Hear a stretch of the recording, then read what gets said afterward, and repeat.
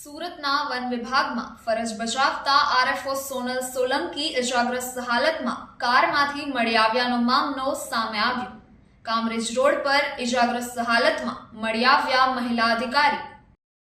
મહિલા અધિકારીને સુરતની ખાનગી હોસ્પિટલમાં એડમિટ કરાયા। મહિલાના મગજનું સીટી સ્કેન કરતા તેમાં ગોળી હોવાનું જણાઈ આવ્યું। ગોળી મગજના જમણી બાજુથી ડાબી બાજુના મગજ સુધી ઘૂસી ગઈ। ડોક્ટર દ્વારા તુરંત ઓપરેશન કરી ગોળી બહાર કાઢવામાં આવી। મહિલા અધિકારીની હાલત અતિ ગંભીર। હાલ મહિલાની આઈસીયુમાં ચાલી રહી છે સારવાર। વધુ સમાચાર માટે જોતા રહો ભારત ટાઈમ્સ ન્યૂઝ। આજ 6 નવેમ્બર 2025ના રોજ બપોરે પીપી સવાણી હોસ્પિટલના ઇમરજન્સી ડિપાર્ટમેન્ટમાંથી કોલ આવતા હું દોડી ગયો હતો, જ્યાં દર્દીની તપાસ કરતાં માલુમ પડ્યું કે દર્દીને મગજમાં કોઈ ગંભીર ઈજાને કારણે દર્દી બેભાન અવસ્થામાં છે। ત્યારબાદ માથાનો સીટી સ્કેન કરાવતા જણાયું કે કોઈ મેટલની વસ્તુ મગજની અંદર હોય એવું લાગે છે।